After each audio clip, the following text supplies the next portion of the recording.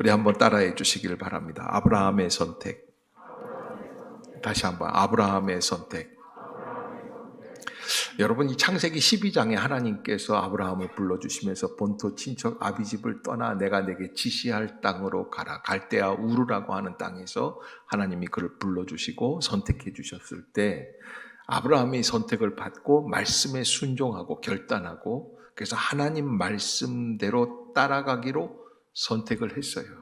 그래서 선택을 했지만 한 가지 중요한 게 있는데 여러분 잊지 말아야 될 것은 한 번 선택했다고 선택이 다 끝나는 게 아니에요. 매 순간 선택해야지 돼요. 그게 믿음의 사람들이 살아가는 길이에요.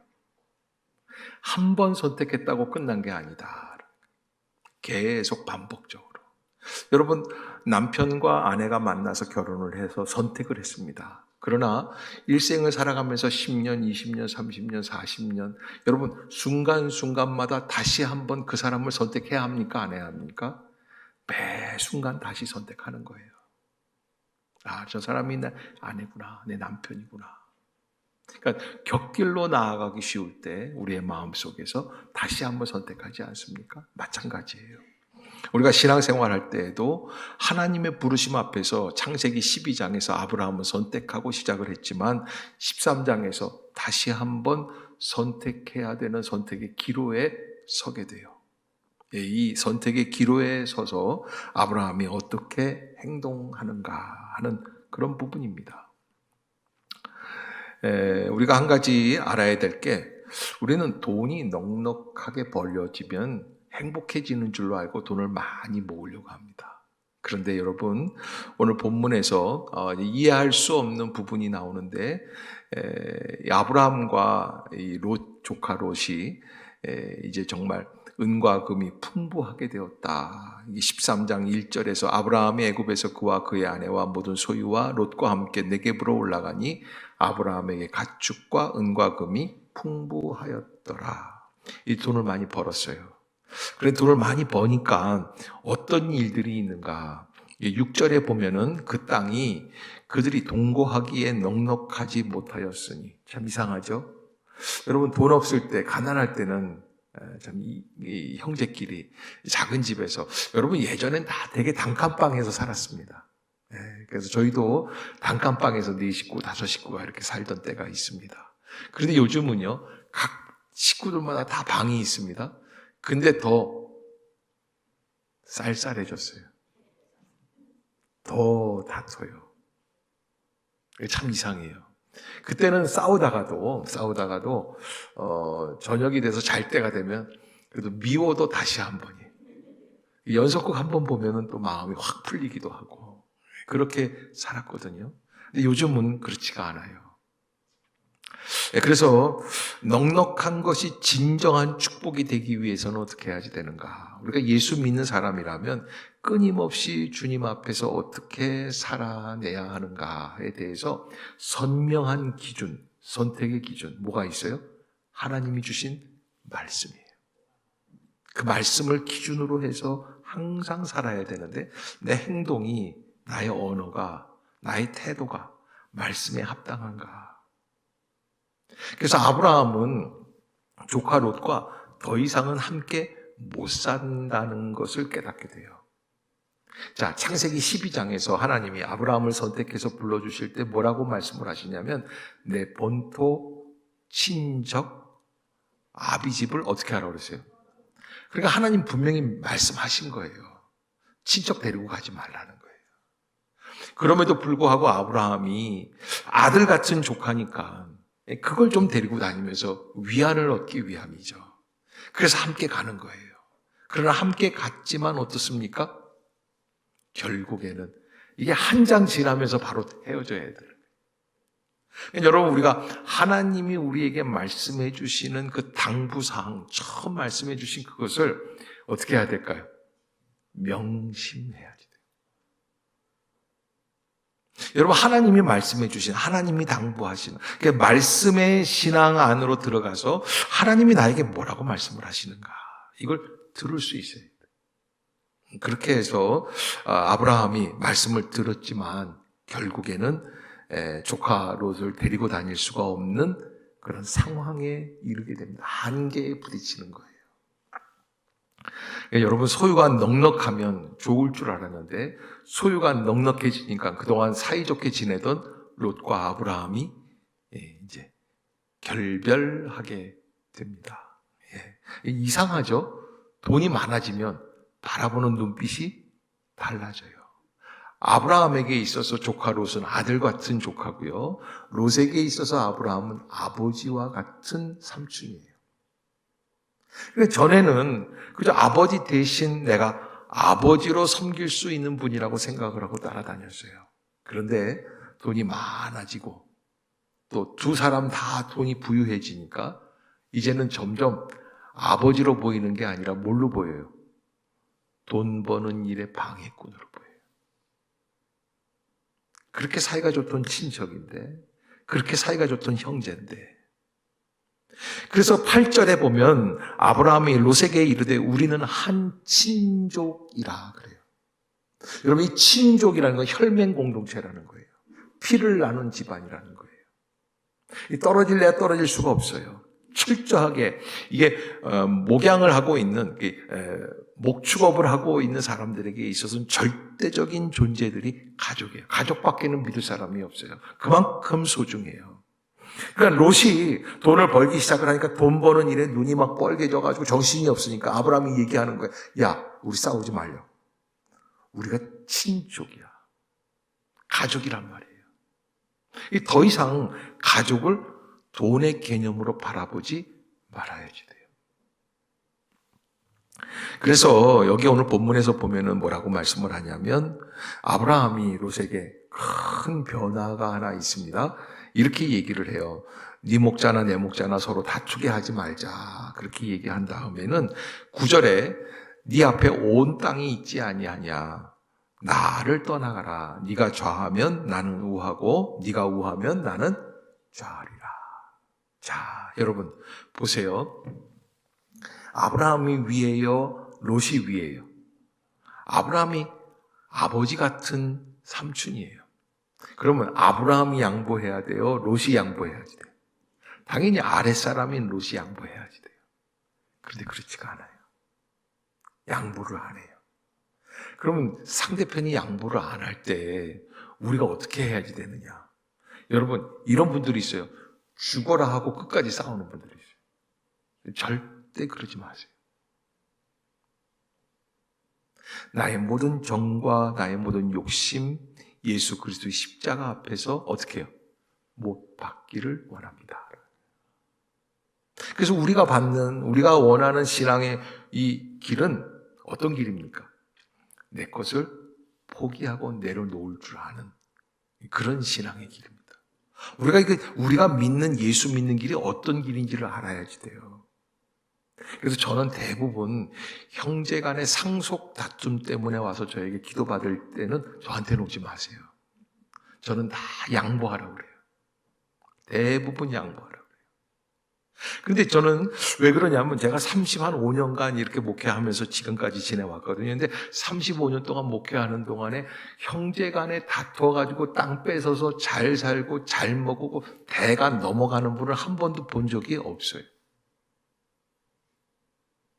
여러분, 그거 얻으면 잘 살 것 같죠? 그거 뺏으면 내게 될 것 같죠? 안 그래요. 제가 지난주에도 말씀드렸잖아요. 아버지로부터 100억짜리 땅을 받았는데 없어지는데 6개월이 안 걸려요. 6개월이 안 걸려요. 그러니까 물려받는다고 뺏는다고 내 게 아니에요. 어떻게 해야지 내 거가 돼요? 하나님이 주셔야 내 게 돼요. 여러분들이 꼭 아셔야지 돼요. 내가 손으로 빼앗았다고 내 게 아니에요. 하나님이 주셔야 내 게가 돼요. 그래서 아브라함이 양보합니다. 따라해 봅시다. 나의 고난을 내려놓자. 요즘 아이들 보면요, 이상해요. 그래서 둘째 아이가 이제 고2인데 친구들이랑 밥을 먹었는데 친구 생일이라 밥을 먹었대요. 그래서 근데 아빠 나 용돈 얼마 썼어요 그러더라고요. 그래서 친구 생일이라 밥 먹으러 갔는데 네가 돈을 계산했냐? 그러니까 각자 자기 밥값은 자기가 냈대요. 아니, 친구 생일이잖아요. 그럼 친구 생일이면 누가 내야 돼요? 생일 당한 친구가 내야 되잖아요. 자기네 친구 그룹은 다 모여가지고 각자가 내기로 했대요. 왜 그러냐 그랬더니 그게 서로 부담 안 준대요. 근데 부담을 안 준다는 얘기는 뭐예요? 나도 부담받기 싫다는 거예요. 내 권리 내가 찾겠다는 거예요. 돈 몇 푼 내면 된다는 거예요. 걔한테 치사하게 빌어붙어서 먹고 있는 것도 싫고, 생일날이라고 뭐 그 선물을 줬냐? 선물도 안 하죠. 왜? 자기들끼리 모여서 축하하고. 그래서 케이크는 하냐가 케이크는 샀대요. 그러고는 축하하고 끝났대요. 그래서 자기네들 친구 3명이서 그렇게 하기로 했다는 거예요. 그래서 내가 잘 논다 그래서. 그게 뭐야? 요즘 청년들에게 제일 중요한 거는 내 권리예요. 예전에 미국 얘기를 할 때 뭐 그런 얘기들을 들었어요. 은행에서 이렇게 줄을 서 있으면은 은행 창구 직원들이 얘기를 하고 빨리빨리 끝내야 되지 않습니까? 그리고 다음 사람 해야 되지 않습니까? 요즘 우리나라 은행이요 가면요 창구 직원이요 나하고만 얘기해요. 그리고 순번이 돼야 딸랑 하고 바뀌어야 옵니다. 번호 암흑에 몇 번 오세요? 그러니까 바꿉니다. 그런데 그 전까지는 내가 마음대로 얘기해요. 그게 한 40년 전에 미국에서 내가 듣던 얘기인데 그렇게 됐어요. 왜 그래요? 그리고요, 자기 점심시간이면 아무리 손님이 많아도요, 갑니까, 안 갑니까? 딱 담고 가. 가차 없어요. 이거 내 것만 좀 해줘. 아니에요. 어림도 없어요. 지점장으로 계시던 집사님 한번 만난 적이 있는데, 그분이요, 자기가 차를 타갖고 나오신 커피를 타주시는 거예요. 그래서, 지점장이신데, 그러니까, 목사님 요즘 지점장이 제일 여기서 핫발입니다. 자기 권리를 주장하고 자기 권리를 누리려고 하지만 저는 그렇게 생각합니다. 그 정말 행복할까? 예수님이 십자가에 지신 이유가 어디에 있어요?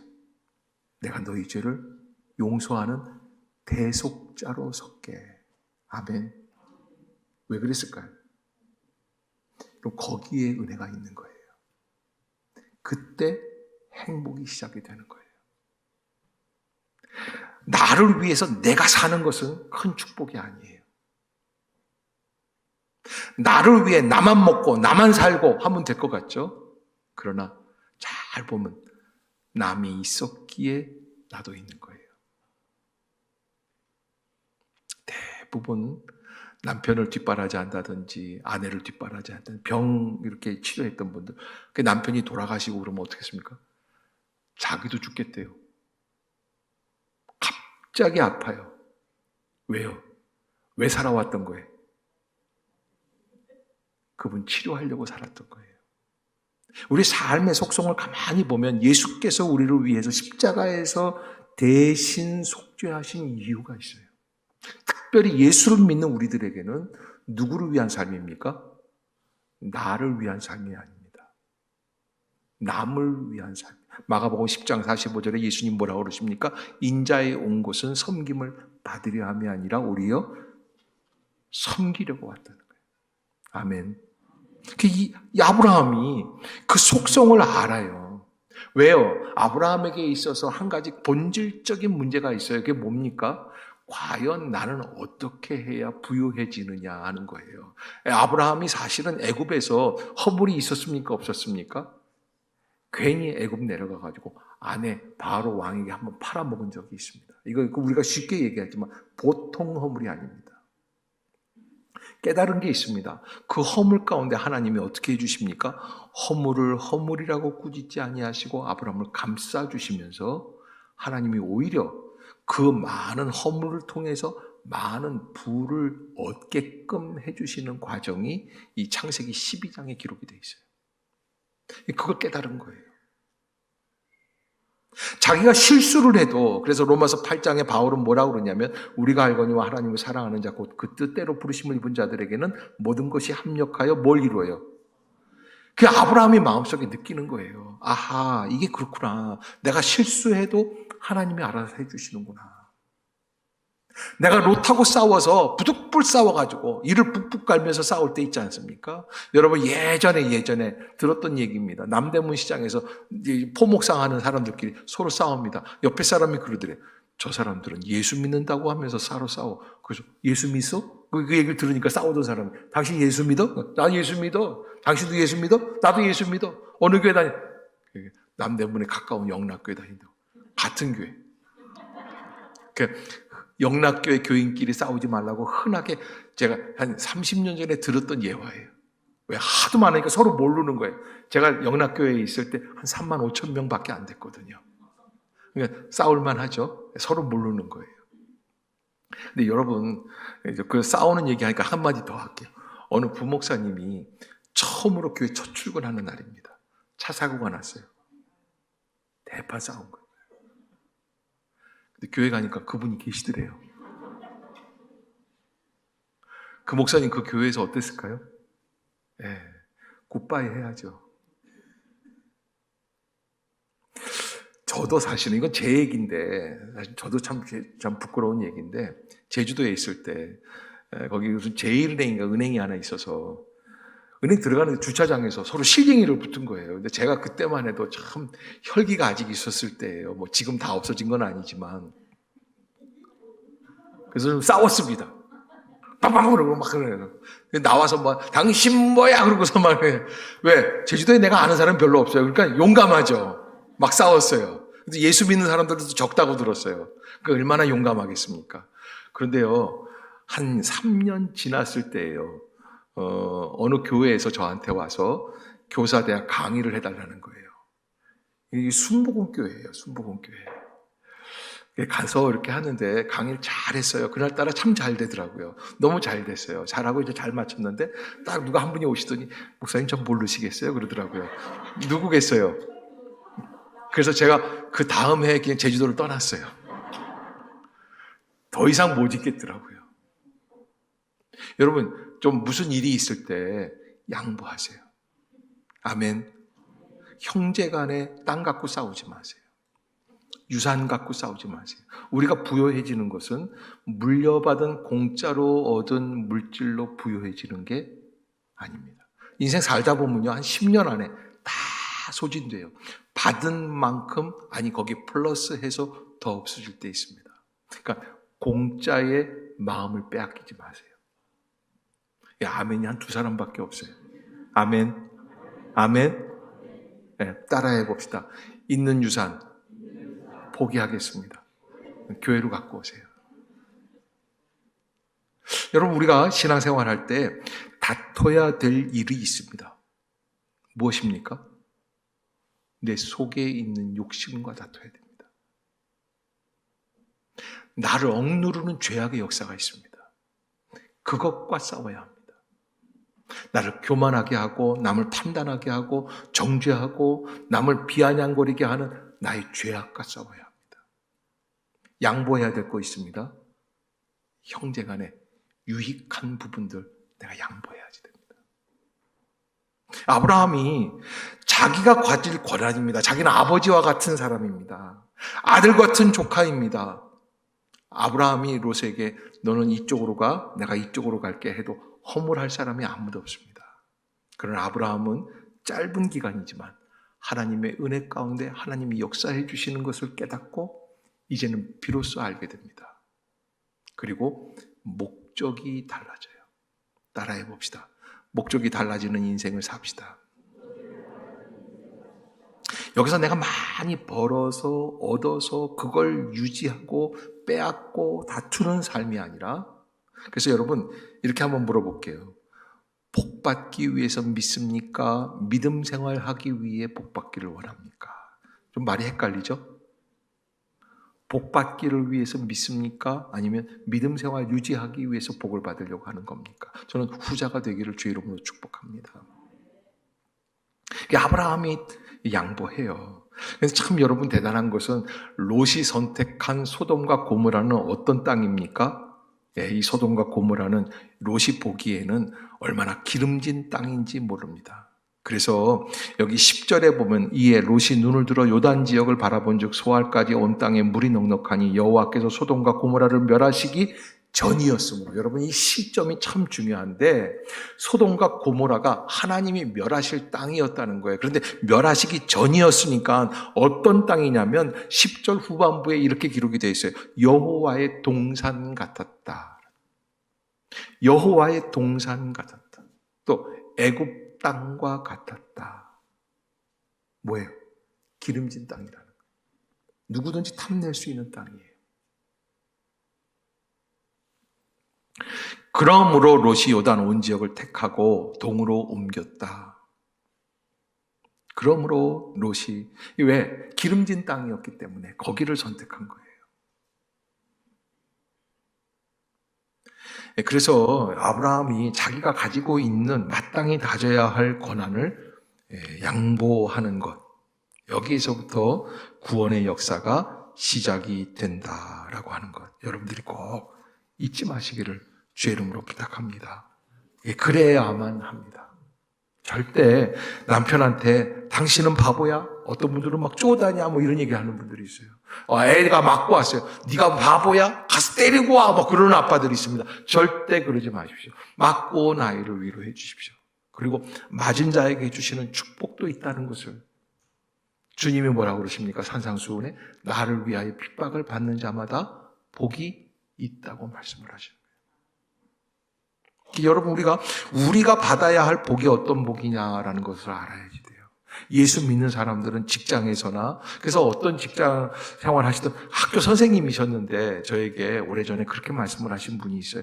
목사님, 내가 이번 학교에서는 선생이라는 말을 못할 것 같아요. 그래서 왜 그러십니까? 그러니까 학교 선생님이 예수 믿는다는 소문이 나면 아이들도요 만만하게 본다는 거예요. 왜?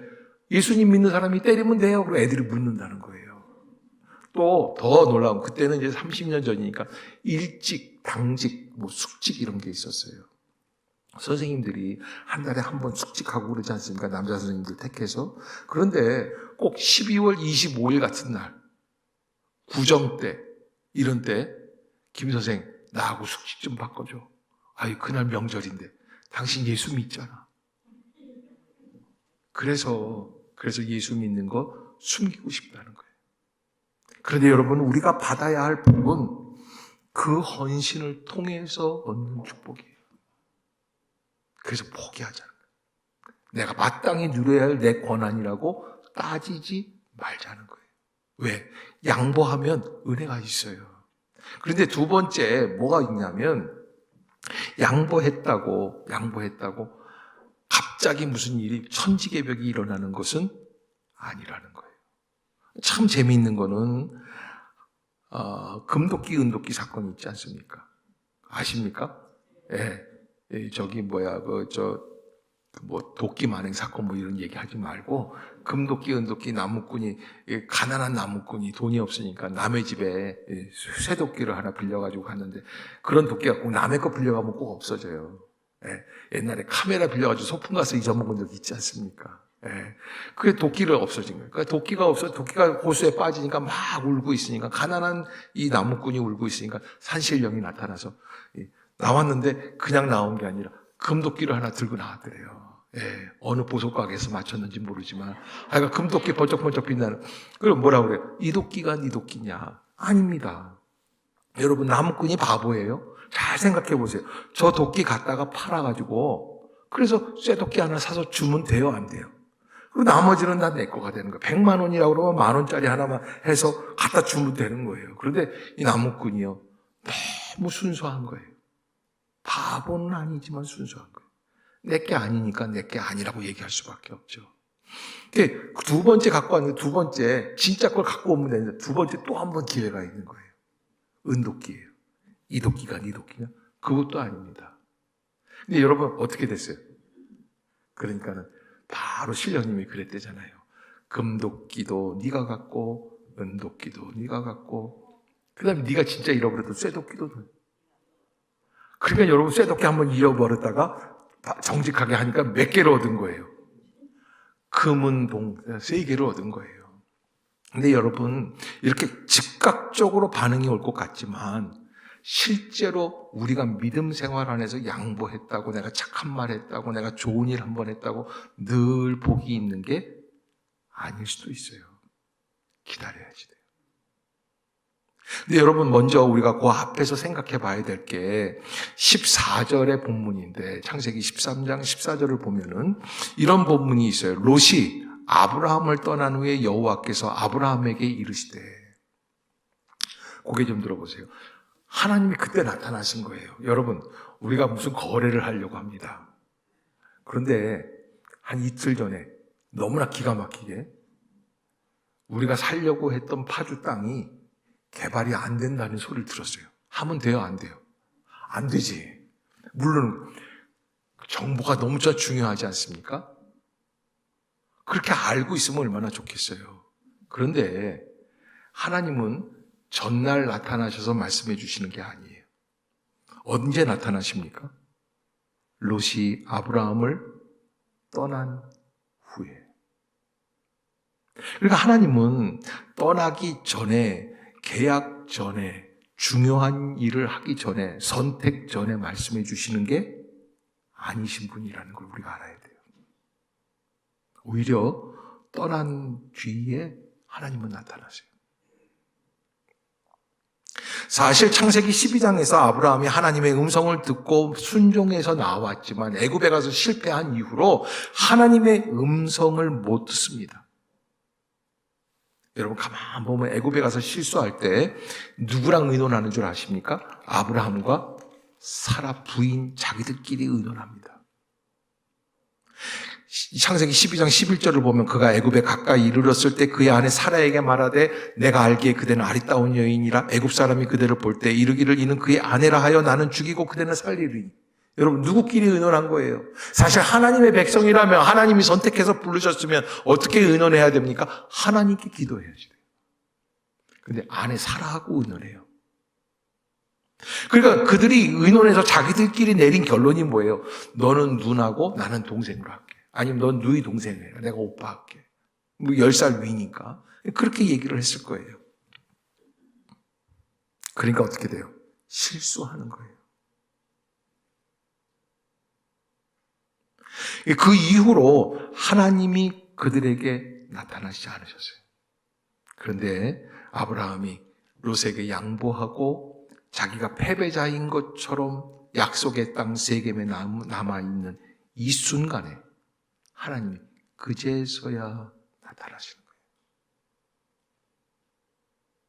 어쩌면 하나님은 창세기 12장부터 끊임없이 아브라함에게 말씀하셨을 수 있어요. 그러나 못 들은 거예요. 왜 못 듣습니까? 속에 욕망이 살아있고 욕정이 살아있는 거예요. 자기의 욕심이 있는 거예요. 완악함이 있는 거예요. 하나님의 말씀을 들으면 말씀대로 살아가야 되는데 말씀은 둘째로 하고 내가 원하는 대로 살고 싶은 거예요. 그럴 때 하나님의 음성이 들린다, 안 들린다? 안 들리는 거예요. 여러분, 하나님의 음성이 들릴 때가 있습니다. 내 것을 내려놔야 들립니다. 소란한 기계 소리가 들어갈 때는 세미한 음성이 안 들립니다. 욕망의 톱니바퀴가 돌아갈 때 하나님의 진정한 진지하신 예민한 음성들이 내게 들릴 수가 없습니다. 그러게 여러분, 주님 앞에 나와 말씀을 듣기를 원하십니까? 그렇다면 말씀이 들을 수 있는 자리까지 나올 수 있기를 주의 이름으로 부탁합니다. 말씀을 듣도록 노력을 해야지 돼요. 말씀을 증거하는 자와 눈을 맞출 수 있어야지 돼요. 거기에 최선을 다해야지 돼요. 그래야 하나님의 음성을 들을 수 있는 자가 되는 것이죠. 하나님은 롯이 떠난 다음에 이 시점이 너무 좀 얄미울 만큼 절묘한 타이밍이에요. 롯이 아브라함을 떠난 후에 여호와께서 아브라함에게 말씀을 해주십니다. 이제 비로소 들리는 거예요. 너는 눈을 들어 너 있는 곳에서 북쪽과 남쪽 그리고 동쪽과 서쪽을 바라봐라. 보이는 땅을 내가 너와 내 자손에게 주리니 영원히 이르리라 라는 말씀이 아주 그냥 엄청나게 크게 여러분 신문에 보면 대문짝만하게 나는 거 있잖아요. 그렇게 여러분들이 들으셔야지 돼요. 왜? 롯이 선택한 땅은 영원한 땅이 아니에요. 이제 13장에서 선택을 했는데 몇 장 가면 없어집니까? 19장 가면 다 끝나요. 다 벌써 없어져요. 20년 안에 없어지는 땅이에요. 그런데 아브라함이 머무는 땅은 좀 척박합니다. 좀 옥토가 아닙니다. 기름지지는 않습니다. 그냥 그 땅에 뭐가 있습니까? 하나님의 약속이 담겨져 있습니다. 결혼 생활 10년의 위기가 온다고 그래요. 왜? 익숙해요. 그래서 어떤 부부들은 그럴 수 있어요. 아내를 바라볼 때, 옛날엔 예뻤는데 요즘은 뭐 좀, 어디 가면 예뻐. 룸사롱 가면 예쁜 사람들 많이 있는 거예요. 여러분, 그렇게 생각하지 마세요. 좀 익숙해지고 좀 미모가 탁월하지 못해도 그 안에 누가 담겨 있습니까? 하나님께서 점지해 주신 언약의 약속이 담겨 있는 사람이다. 아멘. 여러분, 그걸 잊지 말아야지 돼요. 그래서 하나님의 약속을 뒤로 하고 자기의 욕망대로 선택을 하면 그때부터는 무너지기 시작을 하는 거예요. 걷잡을 수 없이 무너지는 역사가 롯의 역사예요. 롯은 기름진 땅을 선택했습니다. 잘 되는 곳입니다. 거기서 잘 먹을 겁니다. 무한한 상상력을 가지고 많은 비전을 가지고 롯은 소돔과 고모라 땅을 갔습니다. 그러나 여러분, 다음 주에 우리가 묵상할 텐데 14장에서 벌써 쫑나요. 전쟁 포로가 돼요. 가지 말아야 할 때가 가면 괜히 얽히기 시작하는 인생이다. 가지 말아야 할 것, 하지 말아야 할 것. 그러니까 여러분, 우리가 구별할 수 있는 게 있어야 되는데 내 마음의 욕망이 원하는 것과 우리의 심령에 들어와 계시는 하나님의 음성, 말씀이 원하시는 자리, 아멘, 구별할 수 있어야 돼요. 저는 여러분들이 주님이 원하시는 자리를 선택할 수 있는 복된 은혜가 있기를 주의 이름으로 축복합니다. 제가 오늘 본문을 생각하면서 묵상하면서 기억났던 집사님 한 분이 계세요. 지금은 장로님이 되셨다가 은퇴까지 하신 분이에요. 제주도에서 목회할 때 만났던 집사님인데 현 집사님이라는 분인데 정말 순수하게 이를 데 없는 집사님. 그래서 순수한데 순수하면 사람이 돈을 잘 벌어요, 못 벌어요? 그분은 돈을 잘 못 벌어요. 돈을 못 벌어서 신제주에 빌딩이 2채밖에 없어요. 이 서귀포에 땅이 있는데 땅이 한 몇만 평밖에 없어요. 여러분, 그게 양보해서 얻은 것들이에요. 제가 말씀을 드려볼게요.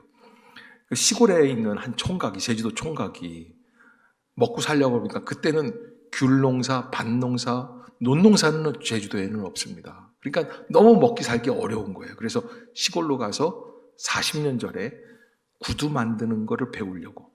그래서 이 청파동이라고 그러죠. 왜 그저 서울역 그 뒤쪽으로 가보면 구두 공장들이 많이, 지금은 다 없어졌어요.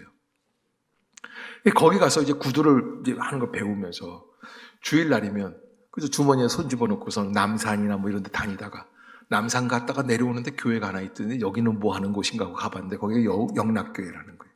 거기서 은혜를 제대로 받고 구원받고 세례받았어요. 세례받고 보니까 이제는 더 이상 예수 안 믿는 사람들하고는 못 살 것 같더래요. 그래서 예수 믿는 처녀, 제주도에 와서 예수 믿는 처녀를 구하려는데 구할 수가 없는데 고집사님이라는 여자가 하나 있었는데 너무 순수한, 그래서 순수와 순수가 만나서 결혼을 했어요. 정말 그분들은 진짜 순박하기 이를 데 없는 분들이에요.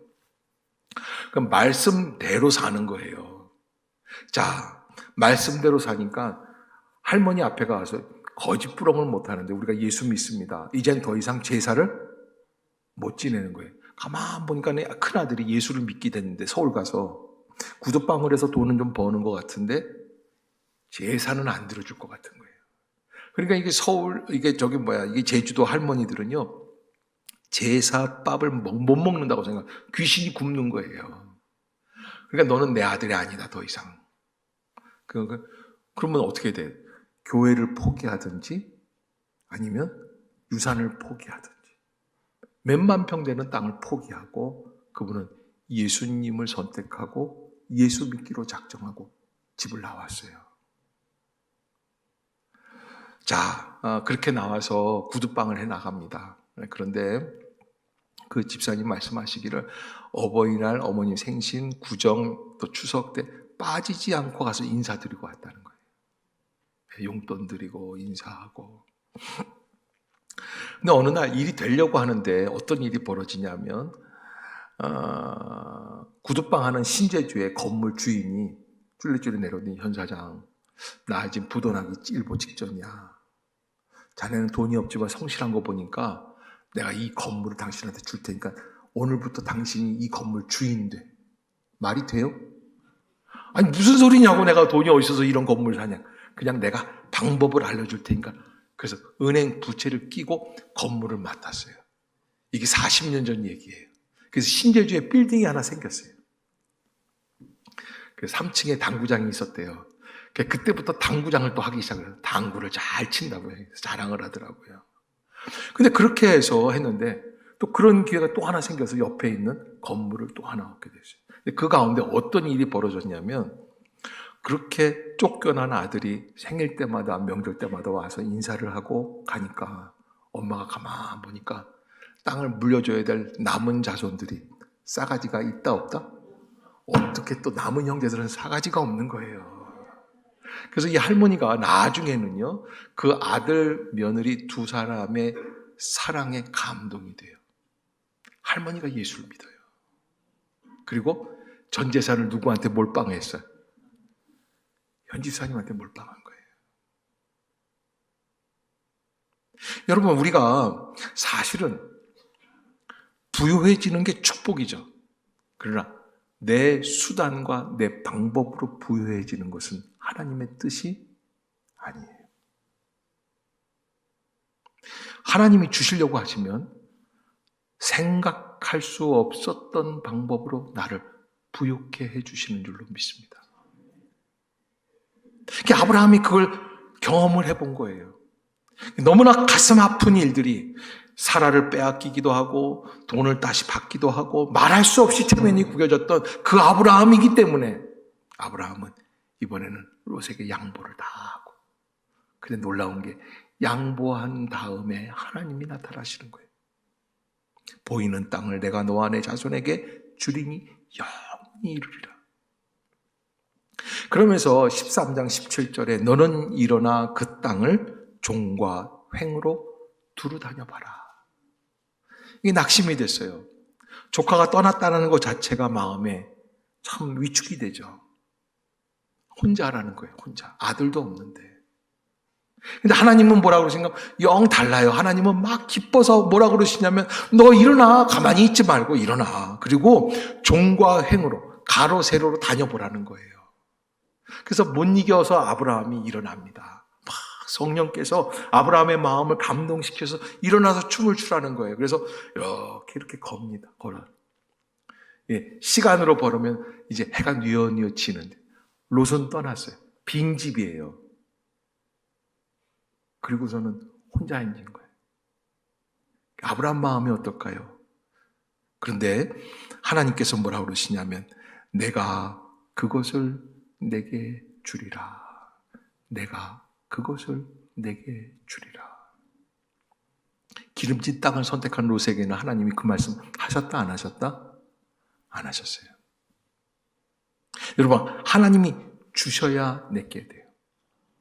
아멘. 하나님이 주신 거는요, 남의 입속에 들어간 것도 뺏어서 주세요. 아멘.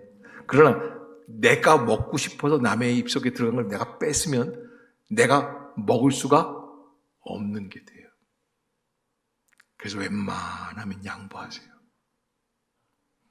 제가 예언을 하는데 올해 형제간에 상속 싸움이 있는 분들이 계시면 양보해야 잘 살 줄로 믿습니다. 아멘. 여러분, 그런 문제 갖고 나한테 오지 마세요. 다 양보하라고 그래요. 여러분, 집을 사는데 아내 이름으로 해야지 돼요? 남편 이름으로 해야지 돼요? 싸우지 마세요. 양보하세요.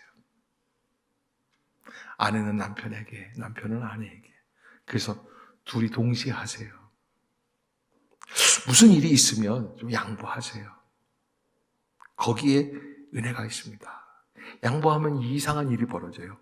주님의 음성이 들려요. 주님의 말씀이 나타나기 시작을 해요. 그래서 아브라함이 사실은 참 어떻게 보면 부인 사라가 봤을 때는 좀 멍충이 같을 거예요. 왜? 조카 롯에게 소돔 땅을 빼앗기거나 마찬가지죠. 그리고선 뭐 합니까? 18절에 보면 이에 아브라함이 장막을 옮겨 헤브론에 있는 만물의 상수리 수풀에 이르러 거주하며 거기서 여호와를 위하여 제단을 쌓았더라. 아멘. 지금도 헤브론에 가면 아브라함과 사라의 무덤, 이삭과 리브가의 무덤, 그 무덤이 아직도 있습니다. 그 아브라함의 무덤을 지키기 위해서 8개인가 7개 나라가 와서 그걸 지키고 있습니다. 왜? 우리의 조상이라는 거예요. 여러분, 하나님이 한번 말씀해 주시면 뭐라고 말씀을 하시냐면 보이는 땅을 내가 너와 내 자손에게 주리니 하나님의 것은 어디까지 간다? 영원히 이르리라. 아멘. 여러분, 우리도 복 받기를 원하며 삽니다. 저는 22년도 올해 살아가는 여러분들에게 하나님의 은혜와 축복이 가득할 수 있기를 주의 이름으로 축복합니다. 그러나 누구 방법으로? 하나님 방법으로. 내가 싸워서 빼앗는 게 아닙니다. 하나님 방법으로. 양보하고 좀 손해나도 참고 사세요. 기분 나빠하지 마세요. 축복하세요. 그때 하나님이 주시는 은혜가 우리에게 임하게 될 줄로 믿습니다.